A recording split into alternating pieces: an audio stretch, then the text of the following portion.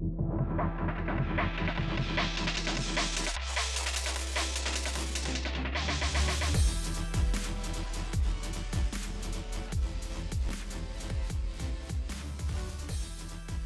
to the Trotwell Podcast. Me and Gene today, we're going to talk about summer jobs and the importance of a paycheck. In the beginning of this podcast, I give a few examples on some jobs that I had in the past. And I just really wanted to encourage you guys to take advantage of certain opportunities that come your way. I had a few opportunities to have some jobs in coaching, and those jobs weren't paid necessarily, but the fact that I took that initiative and had that wherewithal, knowing that I was going to get a return on my investment as far as putting my time and dedication in to coaching. Never discount the value and experience that you can gain from an opportunity, a summer job, whether it's a year-round job or a seasonal job. You know, at the end of the day, everything happens for a reason, and those are fundamental building blocks for the future.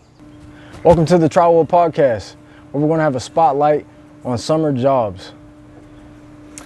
This episode, we're going to age range this episode and ask that anyone listening think of someone in their life who's between the age of 15 and 22 years old and who might benefit from this message. And the reason why is that the path to financial independence often starts earlier than we communicate.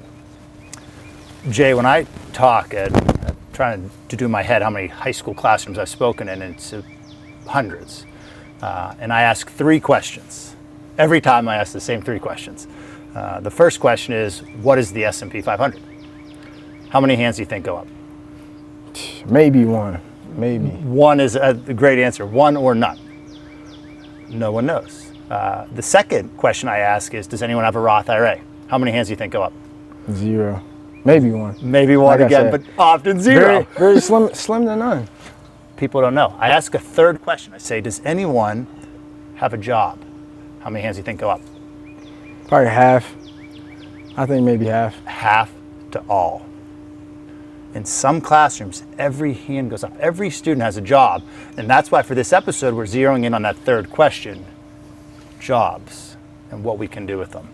But to frame the context of this, across those hundreds of high schools I've spoken at, some of the audiences are mostly white. Some of the audiences are mostly black, and some are mostly brown. I can tell you that the questions are the same in every zip code. The excitement in the students' eyes are the same in every zip code. What are those questions? Give me a taste of those questions. The most common is, how do I do it? After we teach how to invest, which is one of our most popular conversations, it's, well, how do I do it? When we show people how it works, they want to do it. To this topic, we're talking about summer jobs, you need money to invest, so it's a timely topic. But I want to give a message to that audience, because there's certainly a pulse and a mindset where maybe some of these students think, I can't do it, or we didn't reach them. And I want to talk to that student right now. If you have people in your life who are saying that you can't do it, find people who say you can, and surround yourself with those types of people, because it's a big deal. Particularly with that first summer job, that first hire, find someone who believes in you. Right. You need at least one person. One person. Jay, what was your first summer job? First summer job. Man, you're taking me back, Gene. Jay, you're not that old. We don't have to go back that far. My first summer job, I worked for this place called Youth Places. It was like in the inner city. And so I was a part of the inner city. Like, I lived around Pittsburgh. And what we did was just like clean up the community. So like any trash in the city that was just laying around, we fix up yards and gardens. So that's basically what we did for the summer. Like, it lasted like 2 months. So summer, and that's about the time, 2 to 3 months for summer in high school. What lessons did you learn in that summer job that maybe helped shape who you are, or good or bad, that you remember? I was always big into like trying to give back to my community, because there was a lot of people in my community who like helped me out. So that was a big deal to me personally. What I learned through the process was that you can't take for granted a paycheck. You know, a paycheck's powerful. You can do a lot of things when you're getting out money. And at the same time, I learned that, you know, you just always have to give back at the end of the day. And that's simply it. The value of a paycheck. My first job, I started caddying at a golf club at the age of 12. And when I say I started caddying, that didn't mean I caddied every day. Sometimes you would show up and they wouldn't call your name, which meant I would sit there for hours and not make a nickel. What do you mean call your name? So I don't know how caddy works. I'm not I'm not a golfer. you know Jay and I have played golf. I'm pretty bad. So the way caddying worked when I did it, and this was a season of life ago, you had to show up at the golf course at 5 in the morning. And you would put your names in a bucket, and they would then pull your name out of a bucket to determine who got to go first if a golfer needed a caddy to carry their bags. So if you showed up at 5 a.m. and then you got picked 20th or 20th, you might knock it out, but you would wait. My parents dropped me off and they weren't coming back. This was before cell phones. You waited until you got called. But you waited because of what you just said, the value of a paycheck.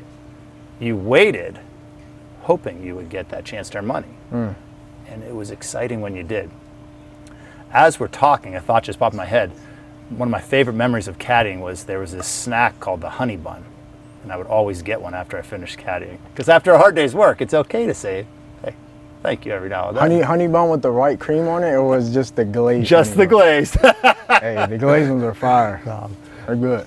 But you learn the value of showing up, like you said. It's one of the most important skills you can learn in that first summer job. What was your second job? What did you do after YouthWorks? My second job was Rite Aid. So it was just like a convenience store. I mean, Heck yeah. I'm pretty sure most people know what Rite Aid is. And yeah, that was an experience because that was the first time like working with a register, working with customers. And I learned a bunch of skills with that. What did you learn interacting with people? People bring their emotions into the store. They could be mad at something and it might not be you, but it could be something like from outside of the store. But you still have to, be able to conduct yourself in like a professional manner.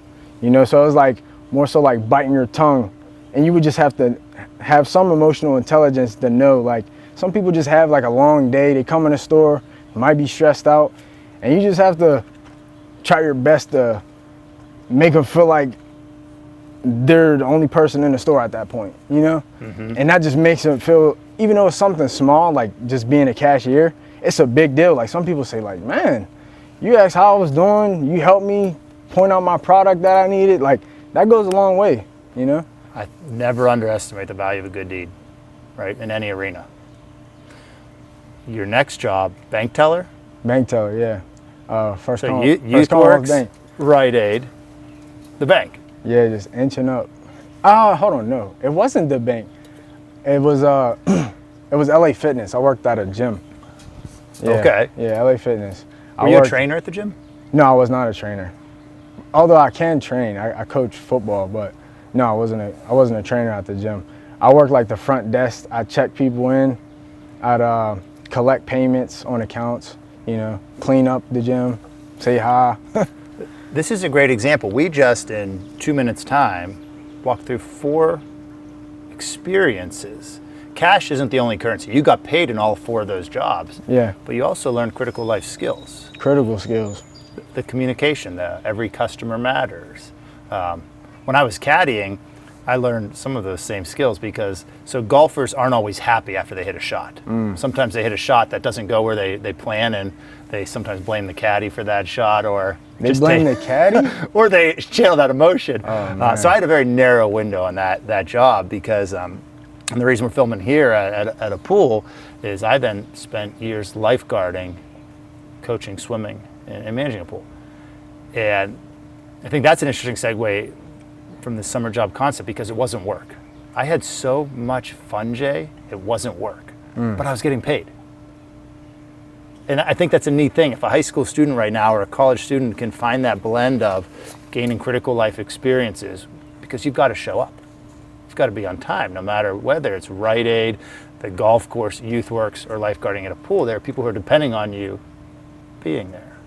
I think it's the outlook on the job too. It's how you perceive it. You have to look at it as like an opportunity. Some people might look at it and say, it's not my ideal position and what I would want to do. But sometimes you have to just find the value in that position that you're taking on. So No. that's how I was able to just go through different positions and be okay with it, because along the way, even though I wasn't like I was saying before, not in the job I ideally wanted, I was still building those soft skills along the way. And you can't discount that value, and no one can take that experience away from you. Yep, at any point. We started the podcast by saying that that first job, the path to financial independence, starts earlier than we often communicate. Everyone listening right now, and I'm guessing the hourly rate, $8 to $10 an hour for a high school summer job. I think I'm in the ballpark there. 8 to 10, I have no clue. I'm gonna be Let's real. say 10. We'll do $10 for easy math. For everyone working this summer, making $10 an hour, who wants to achieve financial independence, I think society, just an opinion, I think society doesn't often communicate the value of saving a little at that young age. And the reason I'm sitting here with my phone in my lap, we've created a very cool tool called the Troutwood Time Portal, where we demonstrate the value of saving $1 a day over what we term a career cycle. So a career cycle for most people starts when they graduate college and start saving at the age of 22, or maybe go right into the trades after high school. What if every high school student listening right now started earlier and started saving $1 a day? And if anyone right now, when we just said that, for any of the minds that triggered and said, I can't do that, $10 an hour, 8-hour work day, that means Jay and I are asking anyone listening to save the money they make in the first 6 minutes of work. And then they can spend or do whatever they want with the next. First 6 minutes? Just or the first 6 hours? minutes, right? All No, yeah, $10 an hour. Okay. So we're asking to save $1 a day just to get started. We're creatures of habit, right? And if we can start this habit with a high school or college summer job, maybe something really good can happen. $1 a day is our challenge. How would you recommend, what challenge question for Jay here, because I know Jay and I both have one of these, hint, hint. What would you recommend someone with a summer job do with that money? I recommend to invest it. Obviously, that's the ideal answer. But What do we both have? we both have jobs. We both have jobs. We both have jobs. And we both started saving retirement with the money we're making in our summer jobs. Jay and I have that in common. We both started our Roth IRA Okay, yeah, Roth IRA. before we graduated. I know that you started yours because we knew each other when you started yours. Most people wouldn't. They would have to have the understanding of how to start that retirement account or investment account. You know, Good point. So we just said that's what's intimidating. Cause remember I talked to you, and I was trying to start up my investment account Yep. or my retirement account, and it was really intimidating. it was intimidating because it's like, okay, I'm about to put money in this thing, and I don't even know where it's going. So once you have like that level of understanding, that confidence comes, and then once you, like I said, have that level of understanding, you're more reluctant and you feel safer. You feel a little bit more secure investing your money. That's a good point. I think our Troutwood Time Portal is a really great tool that helps overcome that, and it helps to show what the impact of $1 a day, but it is intimidating. I started my Roth IRA at the age of 16 years old with my summer lifeguarding job. And I wish I remembered, it was one of the members from the pool who said, you are working so many hours, you should save a little bit. And I'm embarrassed to say I don't remember the member's name, but that individual helped shape my life. Yeah, that's By taking time to say, Gene, I see you're showing up day after day. Have you thought of saving a little bit of that? I had no idea, Jay. Like you just said, I had no idea what a Roth IRA was. I had no idea. How much older was that individual? You think, if you can remember? He was a parent at the pool who Okay. had just invested time in talking with me. To your point of where role models can come from earlier too, he helped shape my life by doing that. So for anyone who's listening that's in that role too, we started by challenging listeners to share this episode with anyone in high school or college. But any parents or professionals listening who in your life, can you maybe just give a little elbow nudge to and say, have you started a Roth IRA? Save that money from the first 6 minutes of work, or maybe even go 12 minutes and do $2 a day. If we lost you on that analogy, think of a circle where we're making $10 an hour, working for 8 hours a day. So it's $80 you make that day, and we're asking you to save just the first dollar. One small slice of the circle, and the other 79 slices, do what you want with. Like I would buy the honey bun. That's a bad example. The honey bun, it was good and I looked forward to it. Gotta splurge sometimes, you know. So I think that's a great message, is don't underestimate the value of saving a little. That is our key message. Any job is better than no job would be a second very powerful takeaway, particularly right now where we're here on almost July 2020, still in the middle of COVID, so jobs are very difficult to have. Any job is better than no job. Any job. You can't discount a job at all. A paycheck, any source of income. There's a great scene. I'll have to ask Maggie and Jeff if they can maybe insert this video into the podcast. The movie, The Legend of Bagger Vance. Will Smith is in the movie. He's a caddy, coincidentally. I'm a movie guy. I've never seen this movie. I recommend the movie. It takes place during the Great Depression. Okay. And Will Smith is a caddy in a golf event of some kind, and a young boy is a huge fan of one of the golfers. And because it's in the Great Depression, people are losing their jobs. And this boy's father took a job cleaning the streets. And all of his friends are making fun of him because his dad is cleaning the streets. And everyone can see that his dad is working this job that they were saying very negative things about. Yeah. And it's a beautiful, Will Smith says it so eloquently in the movie. He takes this boy and says, "Your father had the pride to take that job." He says much more powerfully. Any job is better than no job. Use it to take that step. Use it to be that first step in financial independence. We started by talking about how many high schools where we've gained this experience in the 3 questions. Do you know what the S&P 500 is? Do you have a Roth IRA? And do you have a job? A lot of students have jobs. Let's talk about what you can do with it. We believe in you. There's a subtle observation also. You had asked what questions students have.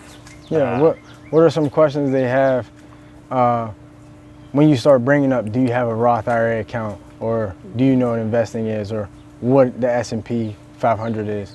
They say, what is the Roth IRA? And you say retirement vehicle, and they check out, but then you show the numbers and they get into it. But the questions that are most exciting are, how do I do it? What should I Google to learn more? And does this actually work? If you have those questions, sure, trust Jay and I, but also do your homework. Use our time portal to look at every career in history to see what would have been. If you have questions, Google, what is a Roth IRA? Get that level of comfort, that level of understanding, because we can talk about it. We've done it, so we can say, look, it works from our seats here. Yeah. What message would you leave with, Jay, as we wrap up today? What message would you leave to any student who's maybe still thinking, I just don't know, I don't know? You don't get no reward if you don't take some sort of risk. You gotta put yourself out there. There's information, there's resources out there that you can look on. Google being like one of the main sources. You know, Troutwood, our website, you can look on there and gain information on and just the fundamentals of investing, and be able to further your understanding so you feel more confident in taking the next step. But I would say, you know, take advantage of any opportunity you have and look at everything as an opportunity, because you never know if you'll get another opportunity again, honestly. Well said. And never underestimate where a job might come from. We've gotten references and resumes at Troutwood from high school teachers saying this student's incredible. We never underestimate who might be watching your professionalism, your mannerisms, just the way you carry yourself. Hope you enjoyed this episode, and good luck to everyone. Thank you for tuning in. So today, Jay and I talked about the value of that first job, that first summer job, and the value of saving just $1 a day. We didn't do it, but I would challenge you to save more, $2 or $3 if you can. I have my phone. I'm going to demonstrate a tool that we recently built at Troutwood called the Troutwood Time Portal, which takes the 100 years of stock market history and lets you put in a time period of your choosing and see the value of saving just $1 a day. I'm going to use myself as an example and see what would have happened if I saved $1 a day from my first summer job in high school. On this tool, I just put in 1997, activate time portal. I've got some really great northern lights. If I would have saved $1 a day, starting at the age of 16, it would today be worth $27,409. My investment with that $1 a day would have been up 80% of the time, down 20% of the time, which sounds great. 3 historical milestones that I invested through: the dot-com crisis, the financial crisis, and COVID, and still made that much money off of $1 a day. Challenge to everyone listening: what if you were to save $2 a day, $3 a day, or more? Check out this time portal. It's a great tool to help inspire you.